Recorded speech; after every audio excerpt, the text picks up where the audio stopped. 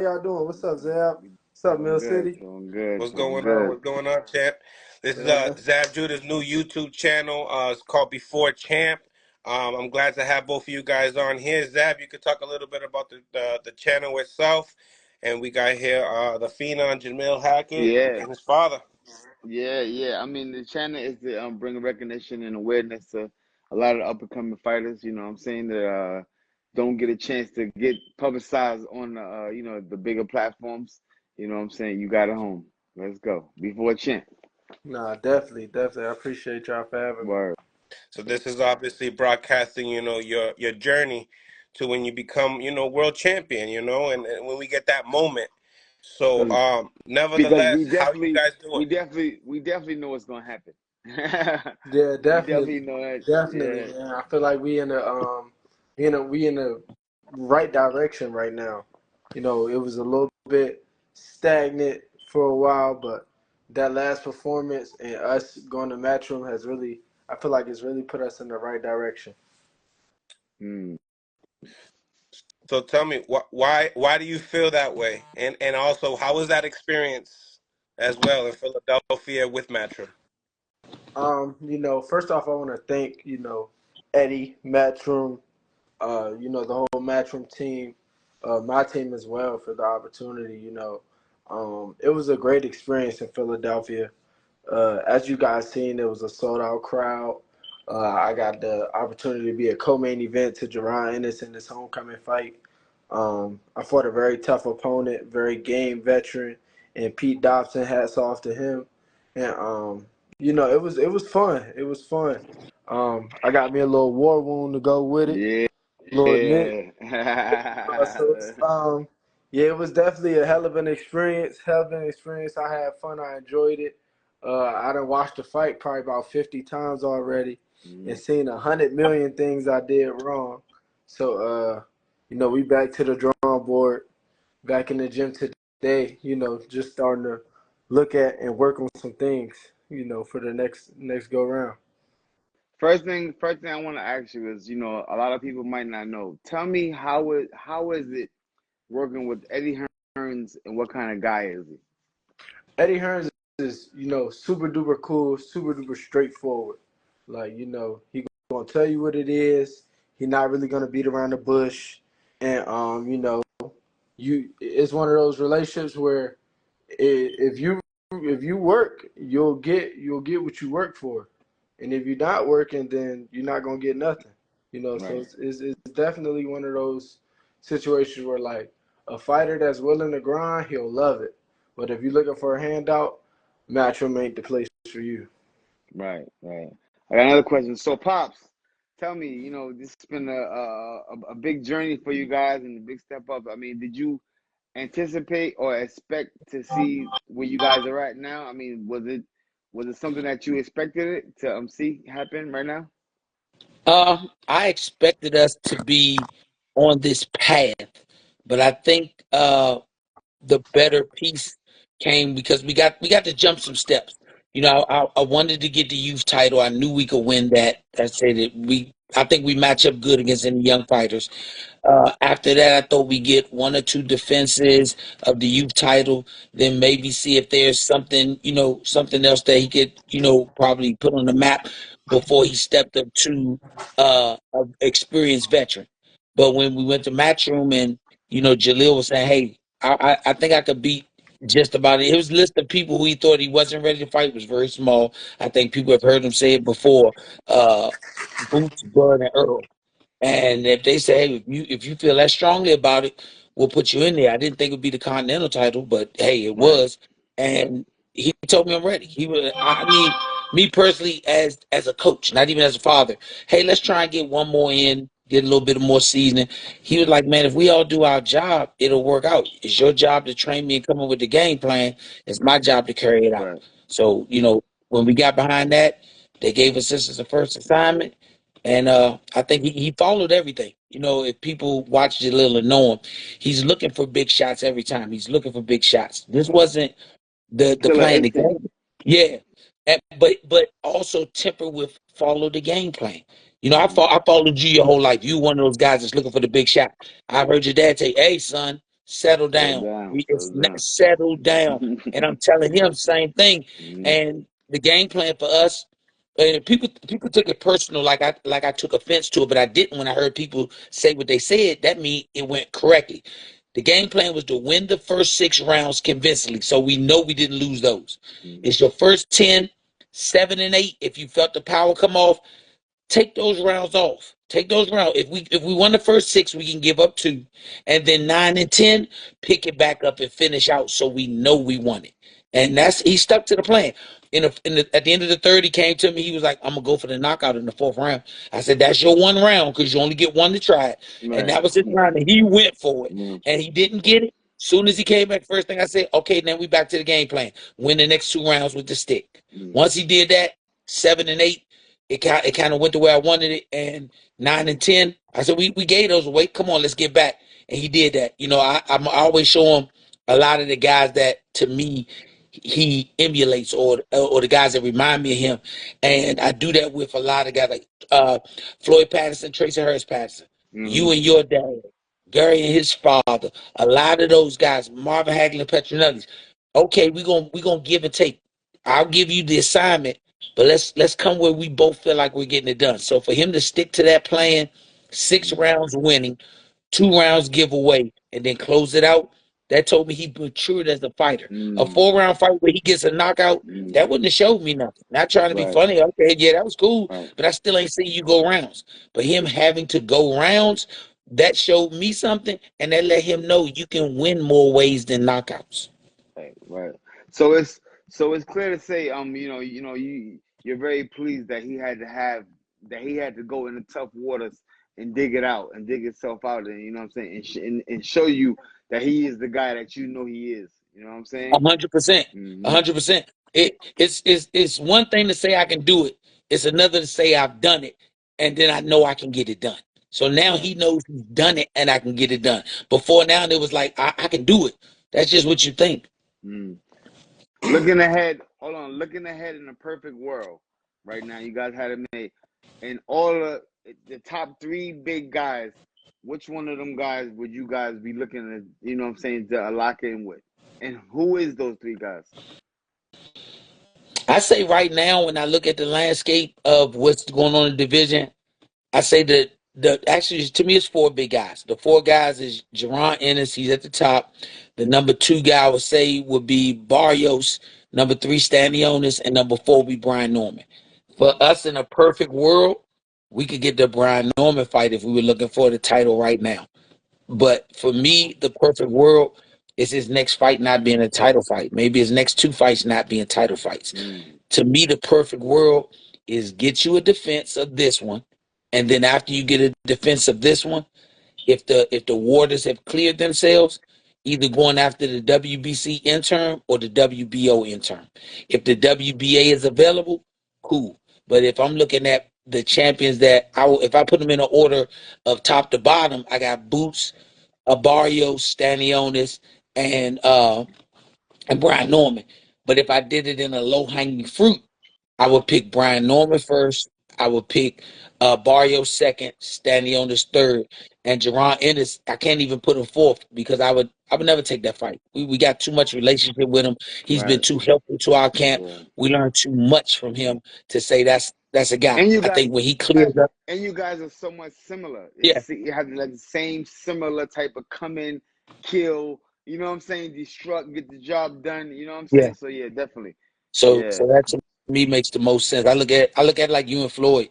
I mean, companies, management teams, everything could have put that together years before, but it's like, how does that make sense? Right. It doesn't make logical sense. Right. So this is boxing, but it's called prize fighting. So the Right. prize has to be equivalent to the risk. I'm not Right. just taking risk for the hell of taking risk.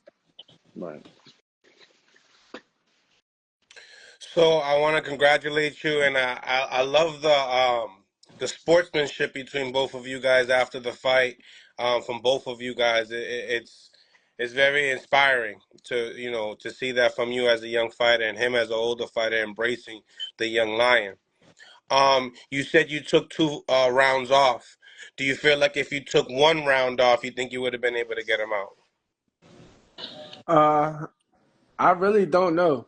you know, every round, like when I went back to the corner, it was a situation of like, all right, what they want me to do. If they would have told me after one round, like, all right, get back on them, then I get them out of there. But after I took the one round off and I came back to the corner, they was just telling me, stay on my stick. And so I just stayed on my stick, used my legs a little bit, and just took another round off. And then we closed the fight out strong in those final two rounds. Mm. So, obviously his last opponent was Conor Ben. Obviously, a lot of the media has been speaking upon you and Conor Ben as a matchup. Talk about that potential matchup, and both you and your father, can answer. When is that type of a step up necessary? I feel like right now, I think I would really just let the team tell me what's next. Because like my dad said, they wanted me to take like a easier fight as my first fight with them, but I kind of like pressed the issue on them to get like a tougher guy. Because Why? you know, coming into this, I feel like and maybe it was just me because my dad didn't agree with me at first. Well, he didn't Okay, agree with me at all. let's But talk about it. for me, I was telling them coming in with my first fight with Matchroom, I had something to prove. I feel like I had a point to prove. That's why, I took the Pete Dobson fight. He's a tough veteran, and he was coming off of that fight with Conor Ben, where people thought like he gave Conor Ben a run for his money a little bit. And so like I feel like, if I beat him, then it's like I feel like I would really have proved myself a little bit. So like with these next few fights, I ain't really. I'm really letting them pick now because for that one, I really jumped out there and picked something that they thought was crazy. So with this one, I'm really just letting them decide. Let them decide the opponent, and I do what I got to do. Mm. Mm. I like that. I mean, so basically, you ain't got no hit list. You just take them as they come. Yeah, as of right now, yes. As of right now, I got you. Got you. Respectable. So, Pops, this question's toward you, and you could also kind of answer that as well with the Conor Ben situation. But because it seems like you probably handle more of the matchmaking, hands-on with the matchmaker. But as far as Jalil making that decision on, Pistol Pete Dobson and him, being such, outclassing them, talk to me as far as you listening to your son upon that. I mean, do you feel like that was a great move, and is that something in the future that you really consider when it comes down to his future?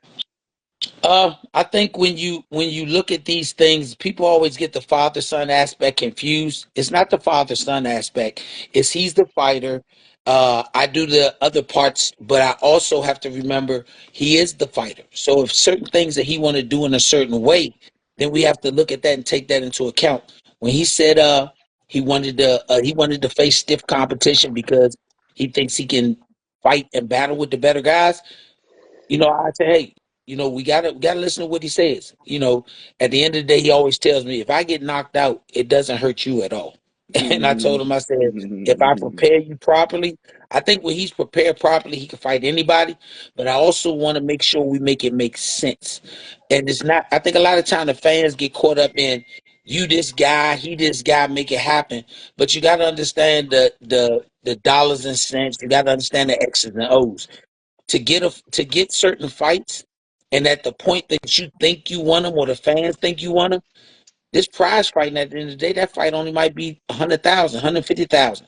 But if you let it mature, let it grow, let it fester, that same fight could be worth $1 million.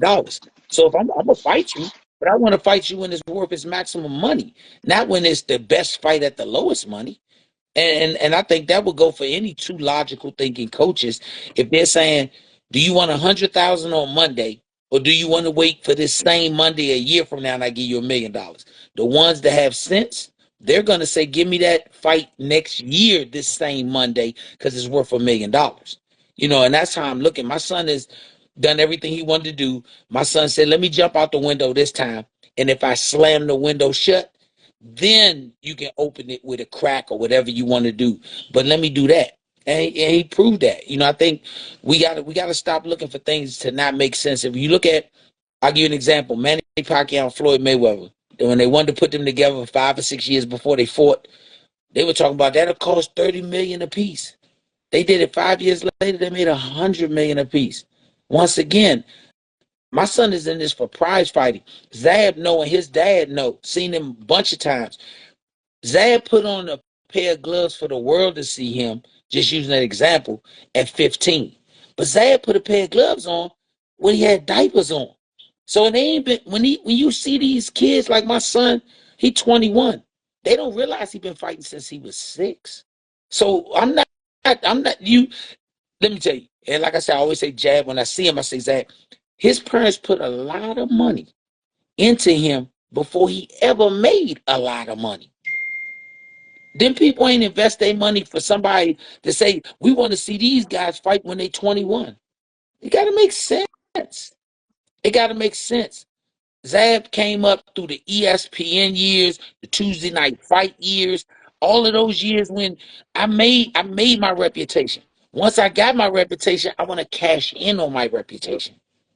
That's what it is. It's not just take a fight for the hell of taking fights. That's called playground basketball. The dudes in the league say make the check make sense, and that's where I'm playing.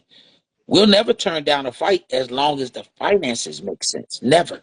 Because we already took the harder fights for the lesser purses. So why would we do that when we get to a certain point? Yeah.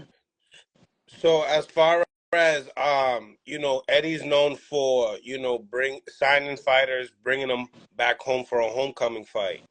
Has he ever discussed a homecoming fight?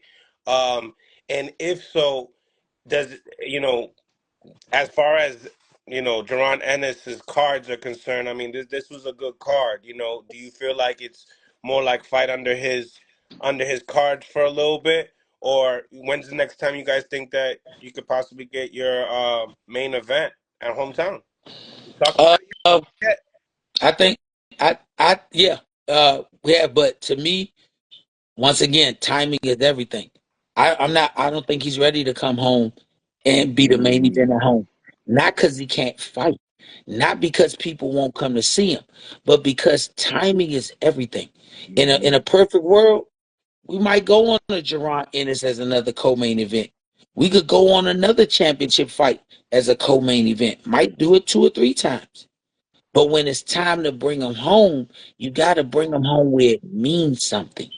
If Right. you say Jerron Ennis is going to be 47 for another year, and he's going to do 3 more fights at 47, then he's going to go to 54. Everybody see how big he is, and we have the opportunity to fight for that belt he vacates. Then of course, bring it home because it's for something. But just to come home for coming home, I think it got to be something to it. A lot of times people want to put the cart before the horse. Sometimes taking your time is going fast. You got to make it make sense, and for me, it got to make sense. Jalil will fight anybody, but now we just did his first 10 rounder. You got to look at what he did. He had 6 4 rounders. He had 1 6 rounder, 1 8 rounder, straight to a 10 rounder. So Mm. he's jumped a lot of steps in the progress of the sport. So now let's say, hey, now let's get the seasoning on. The pot is boiling. Now let's put seasoning on the pot and let him get the seasoning part of it down. Once that happens, they're gonna bring him home. People forget Jalil just turned 21 2 months ago. He just turned 21. He's ahead of the pace. For those people want to say fight this guy, fight this other young guy, I tell any of them, go fight Pete Dobson first. Right. If they want to see where their young prospect is, Yeah. put them in their first 10 rounder against him. Don't go Peter's find tough. soft Yeah. competition. Yeah, don't go Yeah. find soft competition. Go Mm. go get Pete. I told Pete, what you talking about retirement for? Slim, you just hit the jackpot. You did Mm. 12 with Connor. You did 10 with my son. Connor is number 2 in the world. My son is the young hot prospect. Make some of these prospects prove that they ready to be considered contenders. Right. Don't give them no layup fighting somebody 18-9, 27-6. Fight Pete. Fight this But guy. you know how, but you know how it is for Pete. Pete probably looking at, he got back-to-back L's, and you know how I'm saying that don't. It's probably Yeah. messing with his confidence and stuff like But that. So he's like, man, I want. I tell him like I tell him like I told you. Ain't none of these young guys management teams going to take Pete in their first 10-round fight. No, I want to see it. I yeah, want to see them yeah, do it. They keep talking about. I always said my son was the best young prospect of his generation, not nobody else's generation. So if they think they're better than him, fight Pete. sign up. There Yeah, you fight go. Pete. Yeah. That makes it with it, the conversation is interesting. Hey, maybe Jalil and him could fight, but don't just say I'm this, I'm that, and you fought dudes that can't fight. The last two dudes we fought was for belts, WBC youth title and the WBA Continental Americas title against a 16-1 and a 16-1. Go get one of them. You get one of them, and one thing I say, I ain't heard nobody calling my son out. Right. You beat one of them, call him out. We Are answer you the guys call. are you guys interested in unifying the titles or becoming undisputed? If it's there, yes. I think for him, it may be a better opportunity to, because I think they may see it as a more even scale as opposed to them trying to become undisputed with Jerron Ennis in a way. It's not a 50-50 fight with him and any of the other champions. It's like an 80-20. So, I think a lot of them be waiting in the wings saying, hey, we let him pass. He too big. He'll go to 54, and my son will have a better chance. I think if my son win the IBF title first, just saying that that's available, I think him and Brian Norman will be a great unification bout. Mm, Both of them young, both of them hungry. The winner of that, they might get the winner of a Stanionis versus Barrios fight, and then you get an undisputed right there. I think having a young undisputed champion is good for the sport. Young guy might be there a few years before he go up to 54. okay. Okay. So, Jalil, how was it going 10 rounds for the first time? Yeah, It what did was that feel cool. like? It was cool. I don't really know how to explain it. So like the first, as you seen, like the first 5 or 6, I felt great. Like it felt like every round I felt fresh. When I got to the end of the 6th, my dad was like, "All right, now it's time to use that jab." Like my dad and Coach Kenny was like, "All right, now it's time to use the jab," and I'm like, in my mind, I'm telling myself like, if I keep pressing him, he might quit. But I was like, Mm, I don't want to keep pressing him, and then I come back to the corner and they get to cussing me out because I wasn't listening.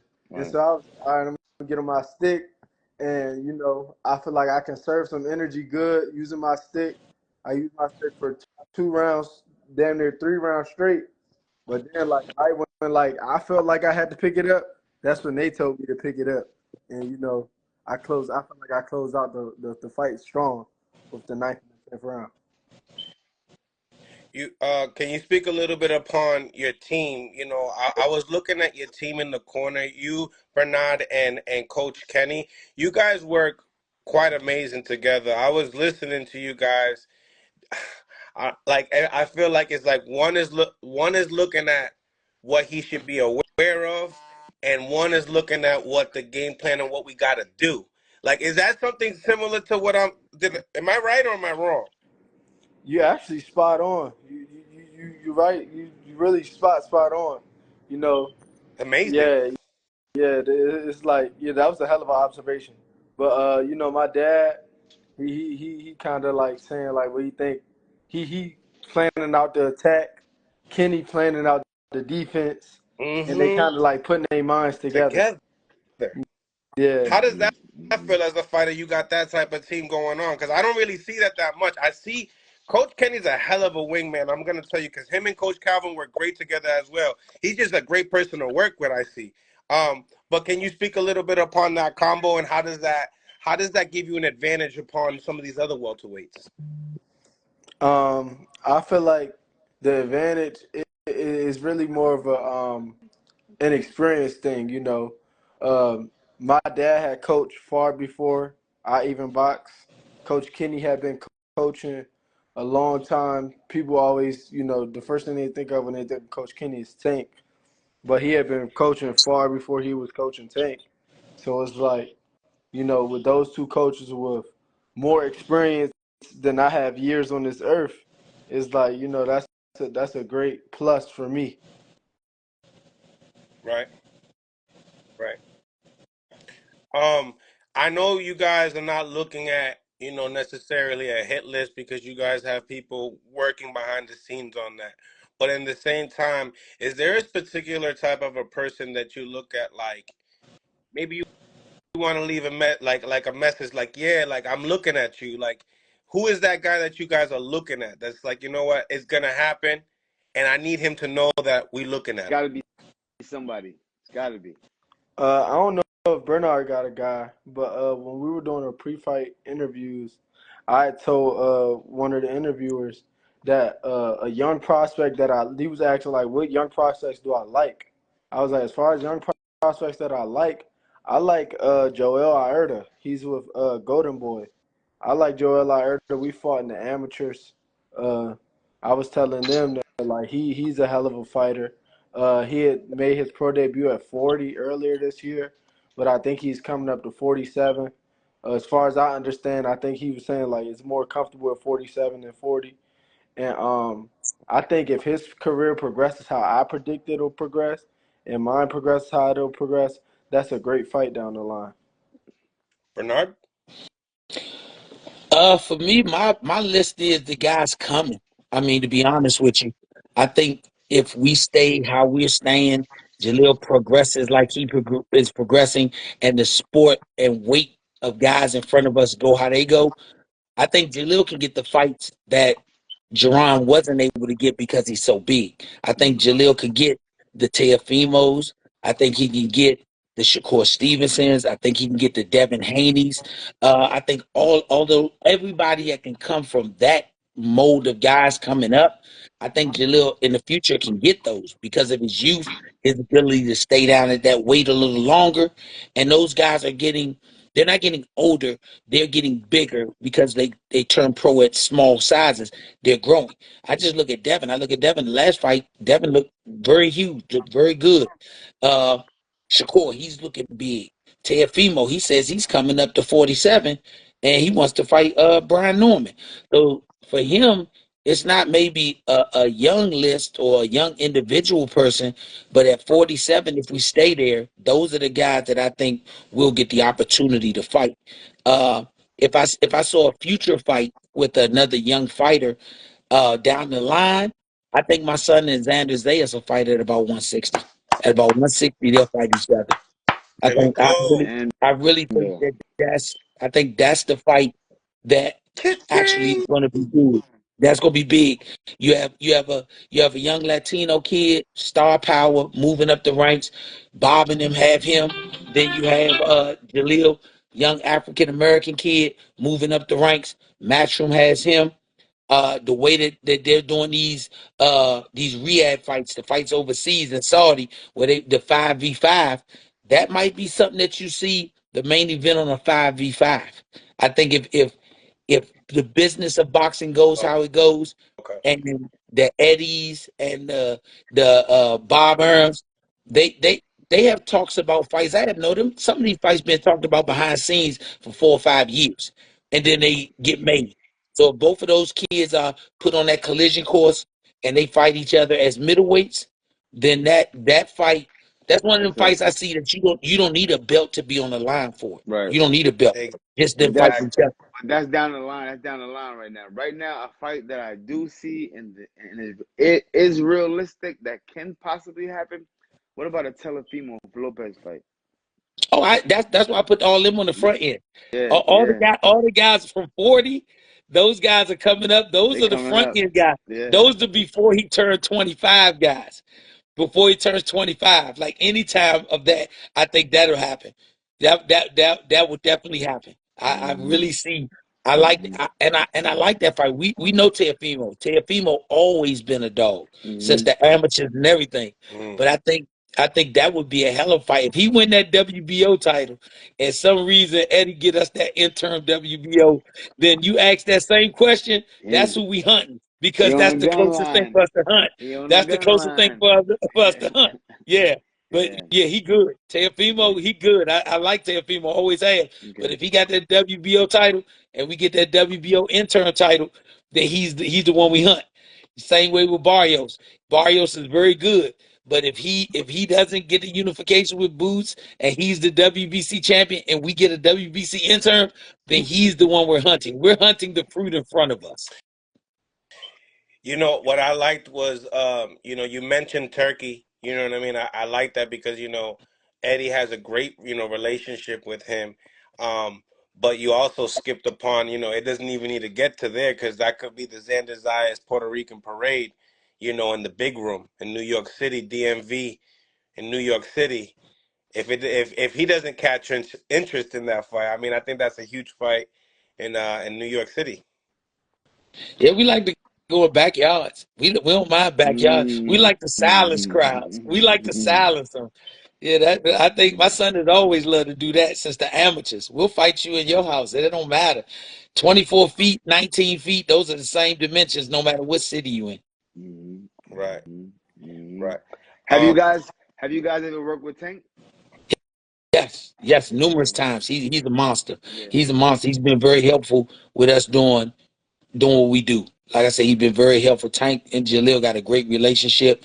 I leave it to Jalil to expound on the stuff he been through with Tank. Right, right, right. Jalil, how was that experience? It was a great experience. Me and Tank, we got like a good rapport.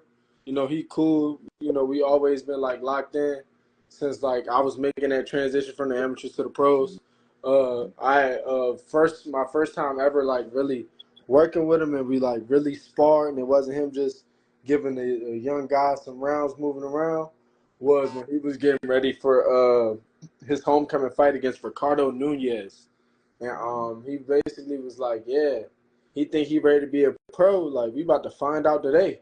And so like, Mm, that was that was one of them situations where like I was like, all right, if I'm in here working with Tank, it's going to like boost me to a whole different level as far as like my confidence. And like the more and more I work with him, I feel like the better and better I got. I added wrinkles to my game over the times. Training with him, training with Coach Calvin, Coach Kenny, and flash forward to now, I talk to him after almost every fight. mm.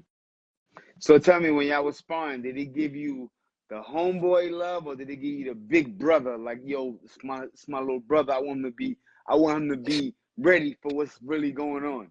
I think it was like the first time we sparred, it was like he worked with me like I was some random off the street. Mm, Like you coming gave you up, real love. The real you coming up, love.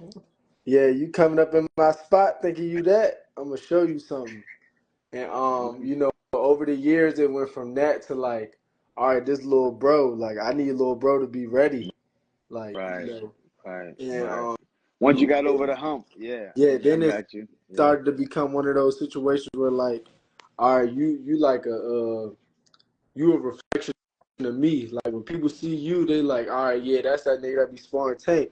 And he was like, I can't have you looking like some shit because they gonna put you in the same boat as me. Like he said like if somebody beat you up, it's almost equivalent to them saying, oh yeah, I beat one of the Tank guys up. And mind you, I was never signed to like GTD or nothing, but we had that tight of a relationship. So it's like, it was really, really important to him for me to be locked in all the time. Mm, mm. You mentioned that he calls you after every fight. What has he said after this fight with your fight with Pete Dobson? He said I look good. He said, like I said, it's little stuff that we could work on that will make it where like a fight like that. He say the little stuff that we add next time we together and work together. He say a fight like that a year from now you'll knock him out. Mm. Mhm. Yeah, right. Yeah. Little things you work on. Yeah. Well, when you've been working, I've seen pictures with you and Tank when you guys were small. Over the years, what would you have to say is some of the most iconic things that you've learned from him? Coming up into the game. In outdoor ring. Yeah, Out the All ring, right. yes, sir. So as far as inside the ring, he's a much better boxer than he is a pressure fighter. Like, and Mm. mind you, we done seen Tank walk people down. Like even his last fight, I told people like pressure really busts pipes, and he walked Frank down, and then he knocked him out. And people thought that was like the most amazing thing ever. I say, I tell people like if he would have boxed Frank that whole time, y'all would have been like Tank the best boxer y'all ever seen. Mm. But he didn't box him; he walked him down.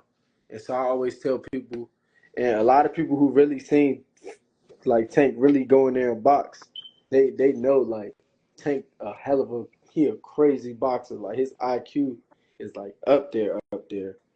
So what So you saying is that there's more in the arsenal than he's showing I us. don't think I think like out of Tank whole bag, I think we only seen like half his bag Mm. in a fight. Mm. In a fight, we seen like Mm. his bag for real.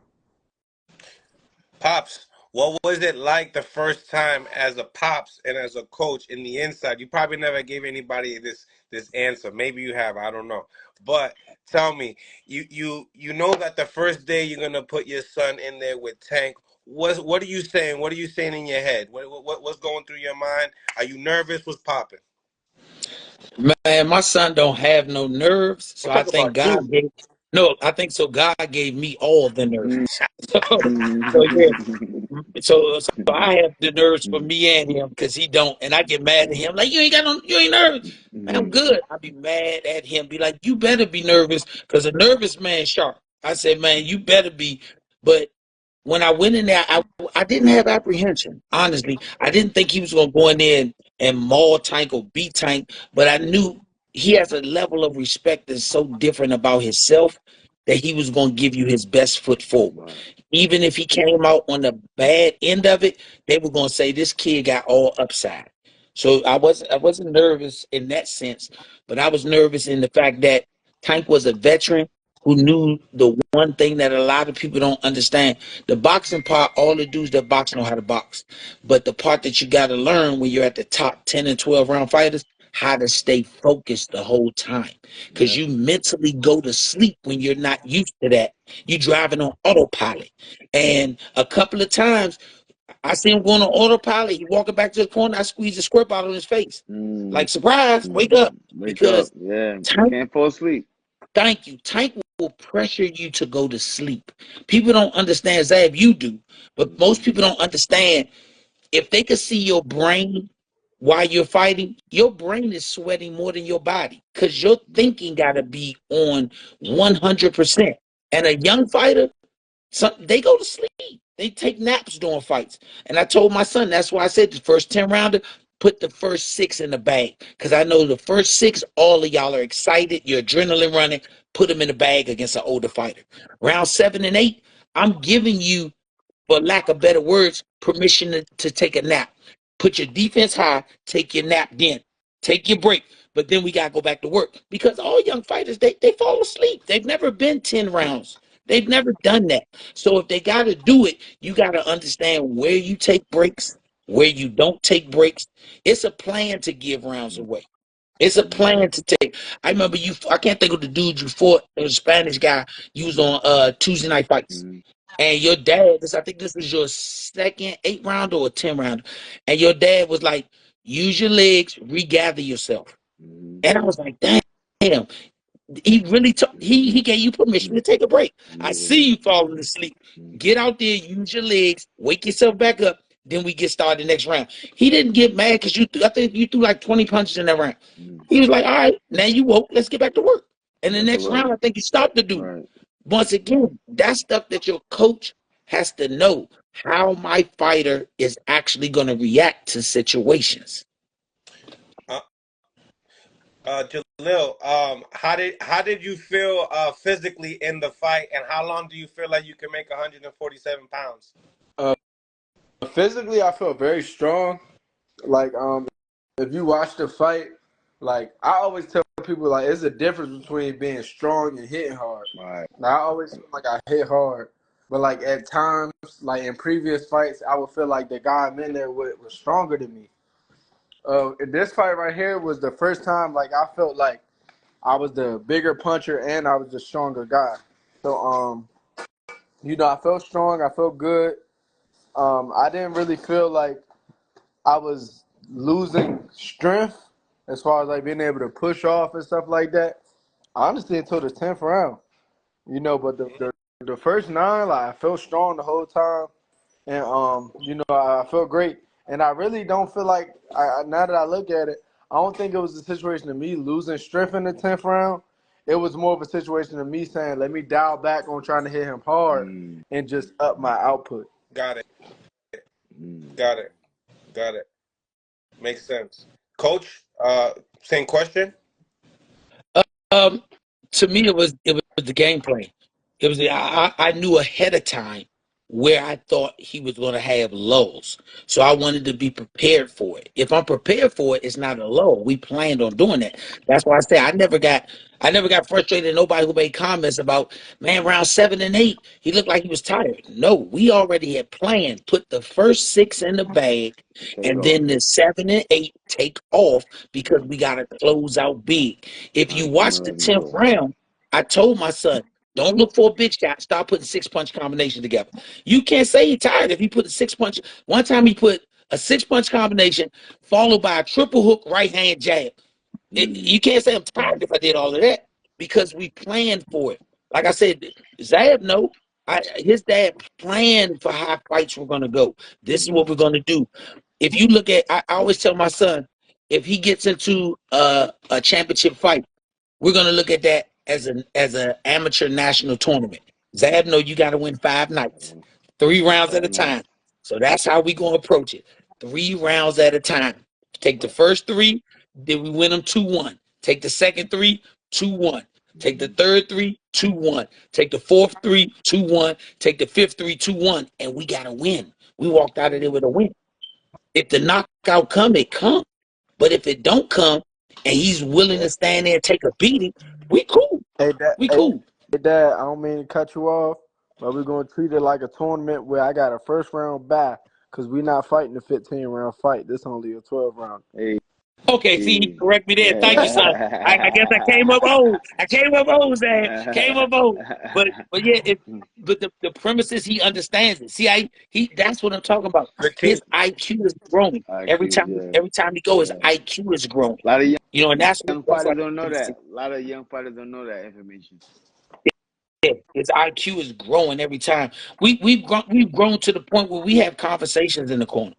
We have conversations in the corner. I don't know if anybody noticed. I think it was the 5th round. He kind of tapped me on my hand when I was leaning over, and he was like, "Go ahead, Coach Kenny." Because whatever Coach Kenny was saying, he was like, "That's what I'm needing right this second." Coach Kenny said it. He was like, "Now what you got, Pop?" I peeped it. Papers. Yeah. I peeped Yeah. it. So we it's like a Fortune 500 in the corner. Everybody put their minds collectively together, and we get what the thing is that makes us win. No one person is right. No one person is wrong. We came here with the same common goal. Let's win this fight. And I like it because I feel like in boxing it got to be like that NASCAR racing when they change the tires and they got the one person Yeah. spraying and stuff like that. It got to be a collective team at the Teamwork. highest level. You know Yeah. what I mean? Yeah. I think it's very important. I'm gonna tell you the most important person that was in his corner, and I don't want to slip that by. Coach Zoe. I'm gonna tell you why he was the most important person in his corner. He got the chair in the ring before Jalil was back to the corner. The chair was there. People On don't point. understand. These That's dudes important. gotta sit down. They need to sit down Hey, immediately. I have 60 fact. seconds. Thank you. I don't want to burn up 8 seconds because it took you too long to get the chair in there. No, That it's was the true. most important piece. My first time coaching, that was my thing. My first thing, I'm like, oh shit, the chair. Like the chair. I'm like, I gotta get the bucket and the chair, and I was by myself. I'm like, man, it's a lot. I need a team. And if you notice, I want to say this. Zach been in the ring. When you tired, you looking for that bucket so you can lean over it and spit. My son never used a bucket one time. He's like, I don't need the bucket, just give me a shot. Give The, me a the shot of first water. three, yeah, the first 3 times I took the mouthpiece out. He was like, no, just give me a shot. I'm good. Because the chair Condition. made it in the ring. Because the That chair means made it. he's in good condition too, as well. Yeah, yeah. Now, salute to Brian Norman Sr. on the live. I see him as well. So you know he spoke upon working with you guys, and he said great things about you guys. But you guys also said that you're friends with Boots. So there's a fight. There's a fight that you guys are friends that you guys can't make because of that. So when it comes to Brian Norman, is there another friendship that we can't make this fight either, or is this a possible thing that we could possibly make money together? No, I think that fight makes absolute sense. He is a friend. I don't say he's not a friend, but when you look at the landscape of where we are, Boots is not in our generation. Even if Brian is a champion, he's not. Jalil and Brian are in the same generation. So if that fight can be made, that fight we will not be one of those. We don't want to do it. That's my guy. No, indeedy. We will get in that ring and we'll square up. After the fight, I'm gonna shake his hand at the press conference. Right. You might see Jalil and Brian Norman look at each other in the face off and laugh. But know this: when they step in that ring, because they've sparred on numerous occasions, they fire and level because both of them want to win. The pride is there. The desire to make your life better is there. So now that's gonna happen. I think that's a fight that you see. Honestly, you could possibly see it at 25. You could possibly see that fight in 2025. Okay, well, hold up. I got a question for you, Jalil. Let's say you do get the fight with Brian and you guys are in the fight, and let's say you get him hurt and you can knock him out.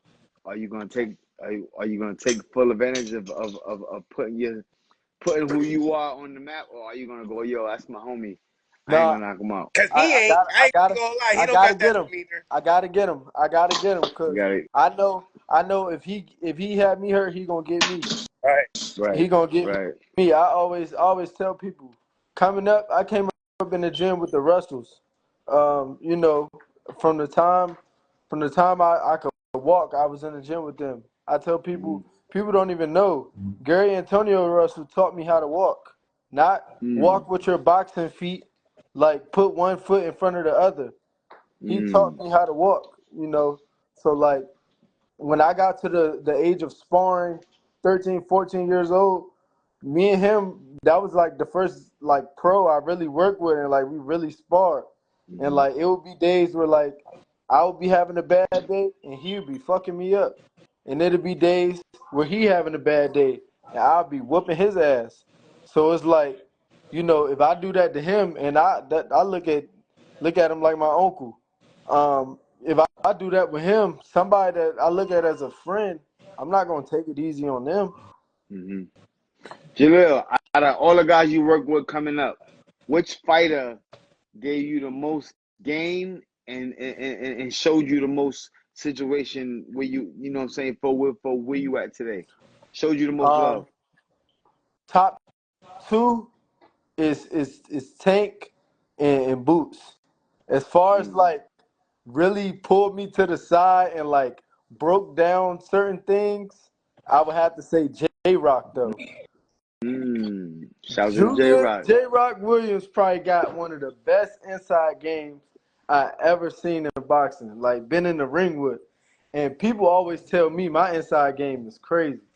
But his inside game is unreal. Like a lot of the things you see me do, I got it from him and Coach Breadman. That inside, I like that. they inside work up there is nice, and I think And that Breadman didn't tell me nothing. None Okay, of that. Bread Man. He didn't Okay, tell me shout none out of to that. Bread I talked to him Man. earlier today. I think that's a Yeah. Philly. I think that's a Philly thing though, because you know, I feel like Boots got a real good inside game too. And I was looking at some of the comments on my fight. A lot of people were saying like I felt like Bernard Hopkins. I never got that comparison before. And the past few days I just been looking at Bernard Hopkins tapes trying to find like the similarities. Yeah. And do you see But some? wow I inside mean, Do game you though. do, His that's a good do you compliment. see do you That's a see good some compliment. similarities or That's no? a good compliment. Slightly, I ain't been really watching enough. I didn't only so far. I didn't watch about 5 fights. I don't think I can gauge it off of 5 fights. But give me till the end of this week. I definitely could tell you an answer. B.I. was a dog. B.I. I was a dog. so I Yeah. that was one of the ones that said it too, but I said without the Philly show because I don't see you fight off of the Philly. You Yeah, know what I mean? I feel like the Philly show is something that you have to have in your repertoire from the time that you started boxing.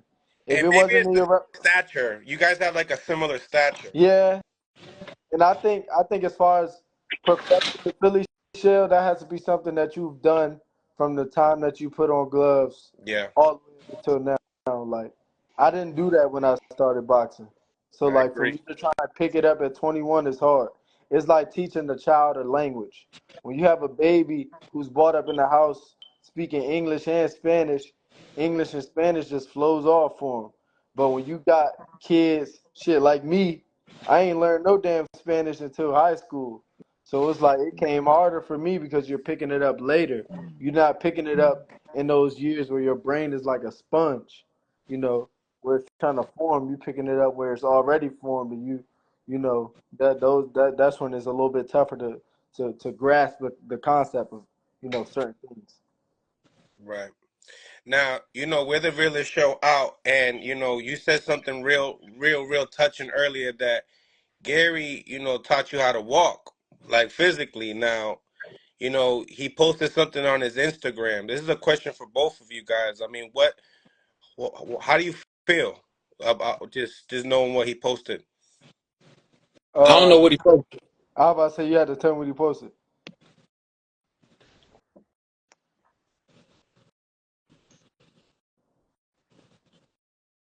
Mills be tapped in. Mills be seeing all type of shit. I'm here for the fighters. He be tapped in. I ain't gonna lie. I ain't even see it.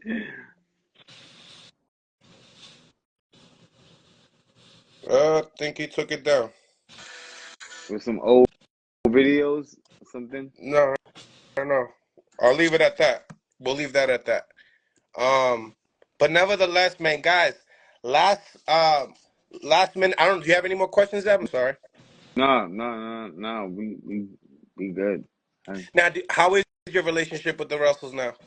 Still the I, same? I talked I talk with Gary Antonio Russell, Gary Antoine Russell. I talk with them often. Um, as far as everyone else, it's like when we see each other, we talk, but we don't talk as often as you know Gary Antoine and Gary Antonio and I.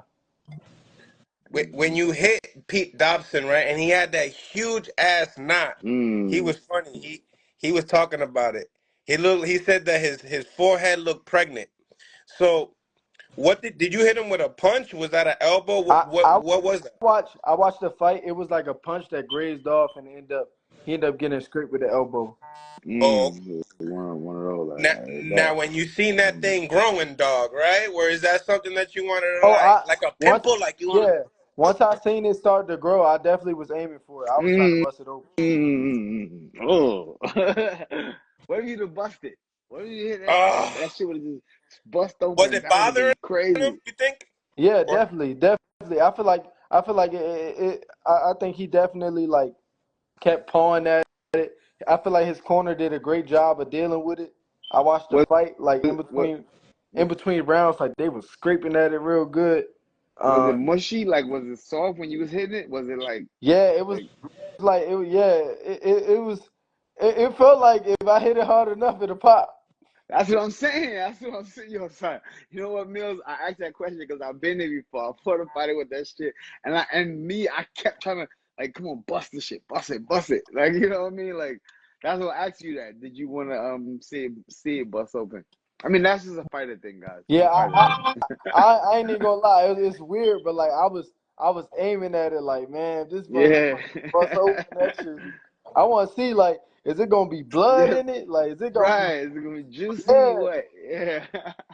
That's just a fighter's thing, guys. Yeah. well, what is it? Does it feel cool to be on the stable? Because Eddie has made like a complete line change with a lot of his, fighters and stuff like that. Like, and re-signing a lot of these new guys this year. How does that feel to be, be on the floor front of that all? That feels good because I feel like he has like a layout for all of his fighters. I don't know like as far as the few guys that I do know personally that's with Matchroom. Like Eddie has a plan for them. Like they're not just signed to Matchroom and it's like they're going fight by fight. Right. Eddie's doing his numbers these days, man. He's definitely continuous. You know what I'm saying? He's definitely keeping it going. You know what I'm saying? He got show after show after show after show after show, and he's giving great opportunities to fighters. So he's definitely changing the game of boxing. Yeah, Coach. Let everybody know where they can find the merch. They can hit me up on my IG messenger, and I can mail it out to them, send it to them, however they want to get it. I want to say shout out to a lot of the folks in Houston. They hit us up and they were like, "Hey, I want merch." I really respect that. Ever since we fought out there, they've been following us. They keep in touch. They hit us up all the time, And I want to thank Steven Jackson for making sure that he had the merch before and was telling everybody, make sure you follow and appreciate. So, for us, the relationships you build in boxing, whether they're fighters you'll fight, whether they're coaches or camps, I think they're relationships that are lifelong. When you look at guys that fought trilogies, those guys are still friends to this day because they share blood. They Yeah, spit blood. And when you spit yeah, blood with somebody, you might didn't respect them going in, but you respect them when you coming out, yeah, win, lose, or yeah. draw. Win, lose, or draw. That's true. So my last question is, guys, your favorite Zab Judah fight? Mm. Favorite Zab Judah fight? Probably him fighting Chop Chop. Why? That was I dope. feel That was like a good fight. it was one of those fights where going into it, it was like, you know, it was. I thought it was evenly matched, very Yeah. evenly matched fight, Hmm. and Zab went out there with a game plan, and it made the proper adjustments at the proper time to win the fight. Like it wasn't always like peaches and cream, but like he made immediate adjustments. Like how some guys make adjustments in between the rounds, like their coach, but like I feel like something would go wrong and he would make the adjustment like on the spot. Chop Chop is very crafty. Big shout out to Chop Chop. Crafty guy. Very Bernard? crafty. For me, it would be his formative years early in his career, anything between fight number 1 and fight number 12, because I saw the metamorphic change. If you got to see Zab in the amateurs, Zab was mesmerizing speed. That's you came to see that. When you watched his first 12 fights, Zab went from the mesmerizing speed guy to the guy that went speed, and then before he left the vacated the territory, he went 2 hollers. Boom, boom. That he started setting down on shit. But if I have to pick one fight, it's the Corey Spinks fight. Mm-hmm. Mm. I think Zab went in there and put the whole game together. And at that point, I thought Corey Spinks was the man. I thought Corey Spinks was the man.